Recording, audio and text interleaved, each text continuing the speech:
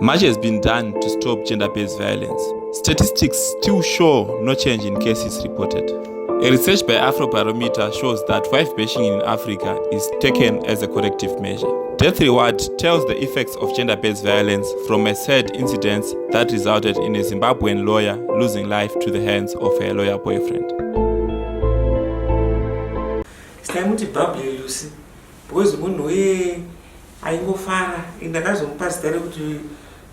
Free spirit because muna aingo fara ni vanhu Lucy hakuna not even a day daipfuura asina kufonera mama every morning kuma 7 aitofona mama ndada kuenda kucourt ndati ndingonzwa kuti marara sei every single day. Lucy anga ari mwana akanaka chose zvokutoti izvozvi tiri kunzwa kurwadziwa nanhasi tiri kungorwadziwa kuti mwana wedu akaenda. Patakazvidzwa kuti Lucy apondwa uye mukomana wake ndeweku Air Force, vanhu veku Air Force toziva kuti vanhu vanochengetedza mutemo havafanirwi kuuraya vamwe vanhu. Takanzwa kushushikana kukuru chaizvo, zvanga zvisingambofanirwa kuti zvidaro. Tinozviziva zvedu kuti vaidanana zvavo zvavainetsana isusu tatisingazvizivi handisipo ende hatina kuzviona kuti munhu waanaye uyu munhu weku Air Force.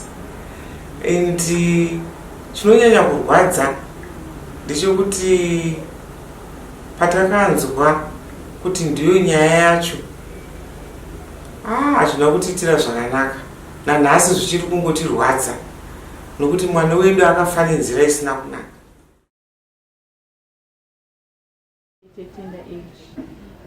Ndaroorwa kudaro kuroorwa kwandikaita it was forced marriage nekuti ndakaonekwa ndakamira nemukomana wangu apo ndangononokawo zvangu kusvika kuba ndisina hangu munhu iye. Saka zvaita sezvo zvokudaro ndobva ndatoita se nekusvika mai vangu bva ndatoenda ikoko. Ndaenda ikoko mai vangu vatera vandirova futi ndiri ikoko bva ndakutonyora kuti ndikadzoka maraini mesa vanhu vanonditi kudii ndobva ndabva ndaroorwa kwekutanga kwakaita nyaya yangu ikoko. Bva ndaroorwa zvakanaka bva ndatoya bva ndachata kudaro ndofunga murume zvangu gari zvingorimo mupfungwa dzake kuti ndakaroora munhu wandisingadi ndomaonera andinozviti. Saka tazogara murelationship yacho yazvisina mbomira zvakanaka aigara achinetsa but ndandiri mudiki ndaingofunga ndozvinoita imba ndikaudza vanhu vaita vashingira ndozvinoita imba. Zvaita sezvo zvokudaro murume akabva azobuda basa abuda basa amibva ndachitanga ndine kushanda ndichicrossa border ndapiwa mari nevabereki vangu. Murume vadaita sekuti takuwirirana then murume mvazowana sponsorship vazoitawo business rake retransport ndobva achitanga kuchiita mari. Ndopaakatanga kundiudza kuti vabereki vako vakandimandidza kuti ndikuroore iwewe ndaisakuda zvakazodai zvikazodai. Ndopanga akuchindirova akuchindisiya nevana ndichitambudzika nevana iye akutoenda kuri kokunonzi kwachikwama paatoita girlfriend yake ikoko yaibika sadza ndopaainodya. Inini nevana taigona kusirwa unzi 50 cents notenga beans by then ndaita 50 cents udza munokwanisa ndodza muchadya nevana. Ndikirara panze nemwana mudiki aizoramba kurara mumba chimwana changu by then chanchi kuma 3 years. Chaitikana ndakurohwa chaigona kunohwanda kuseri kwesofa. Saka mwana yobva ati mama ndakakudziya kuti hatitize pano wandeona inongoramba muchirohwa. Saka nekutyama kuti vana vangu havanoita sei vamwe vacho ndaingoramba ndichingoshingira kuti vana vangu vaende kuchikoro vadzidze nokuti vanhu vangu ndozvinoita imba shingirira. Saka zvaita kudaro rimwe zuva shamwari yake akazouya ndobva yagogodza pamwe ndati muri kudei zvandiri kudai nini ndobva ndashamisika nazvo pandaramba kuvhura dhoo zvikanzi muri kufamba muchitaura muchindiniya muchitaura kuti zvoni ndiri kufurira murume wenyu saka ndomurume wandoda kukurovera iwo. Ndakarohwa neshamwari yake yanga iri musoja. Ndakarohwa zvekurohwa zvezvemba ise kukwanywa magirasi yanga igara. Takatozobatwa nevanhu vemuraini vaiva vamubata munhu iyewe achindirova. Murume wangu bva ndatona akutodhiraivha mota akuya ndachemawo ndichienda kwaari kuti onai ndarohwa ndikurohwa zvikanzwona usati watanga kurohwa ucharohwa zvinodarika ipapa.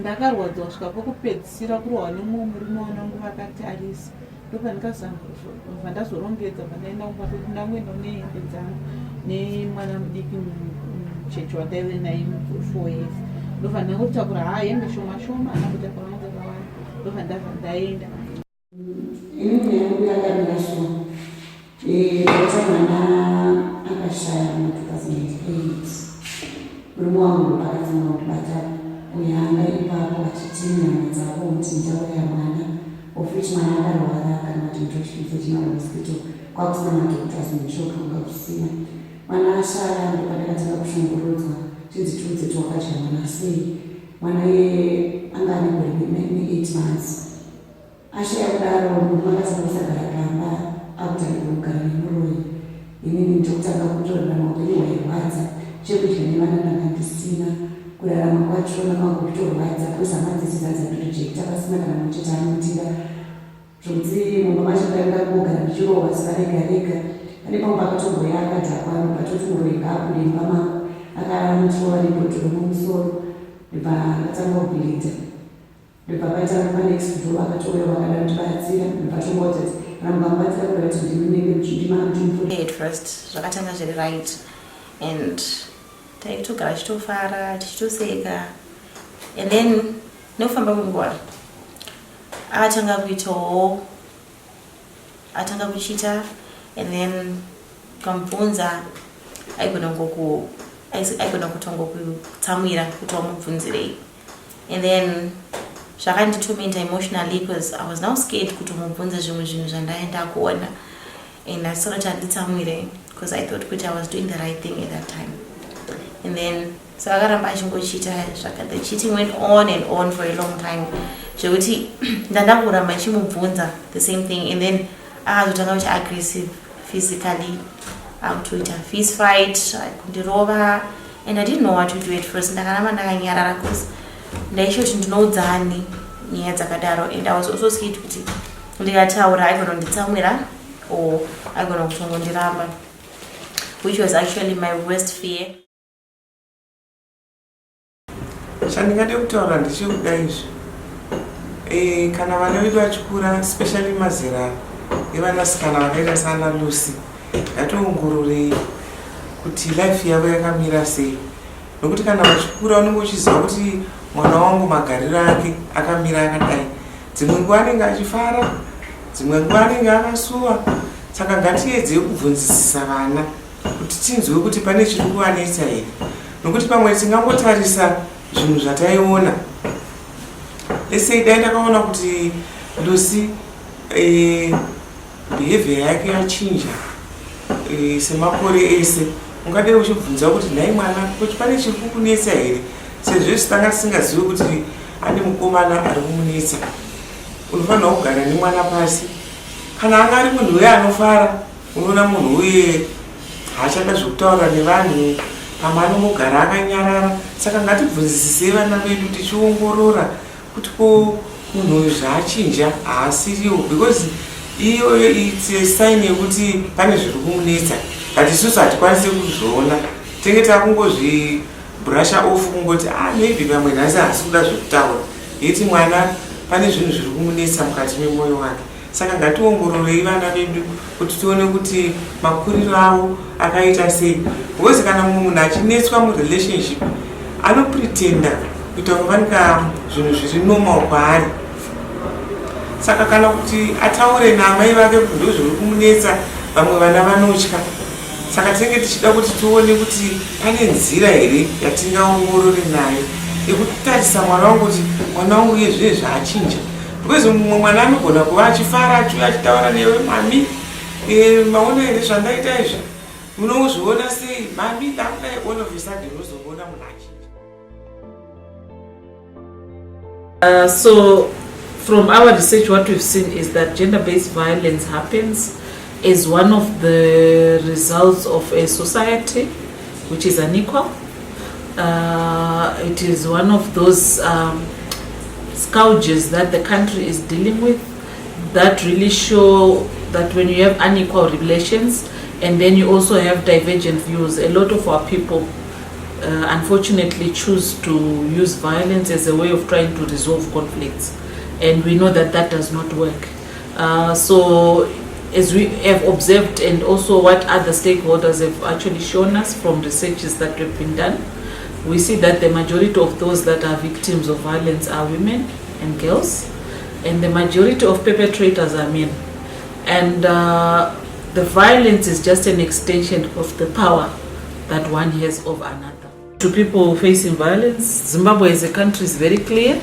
Our constitution is very clear in section 52, where it speaks to issues of freedom or rights to personal security and bodily integrity. We do have some areas in our country where there is prevalence of gender-based violence, but what we have observed as the Zimbabwe Gender Commission is there are some areas where you see that the societies are very conservative, or where you see that the issues of culture are very strong, or some groups which are either strict adherence to cultural, religious and other practices, and one sees that because of that then also this translates into a higher level of gender-based violence. I think whilst efforts are being made, there is need to increase the rate at which the police and social services respond to issues of GBV, especially in provision of transport as well as safe spaces. I think most of the survivors that we work with at times, they are not able to move away from the violent setup, family setup. Some of them are not even able to travel from one point to the other. And at times the police do not have transport to get to where victims are. So I think on the part of the government and other relevant authorities, there is need to increase safe spaces, there is need to provide safe transport for survivors of gender-based violence. I think as journalists we have tended to focus more on reporting, informing rather than educating. If you check most of our stories, they have not been that very much educative, which is one of our normative roles as the media. We have tended to treat gender-based violence stories as ordinary stories, more like a theft or just an ordinary, those sports stories. We have a role to educate society. We have a role to teach society about the dangers of gender-based violence. Trial yedu sidhuwe ndo chinhu chakatirwadza zvikuru semhuri. Isusu hatina kutarisira kuti tashinga mutungu 20 years. Tanga titotarisira kuti atopiwa life in jail, but munongoziva upenyu zvaunoita ende nematongero anoita vatongi.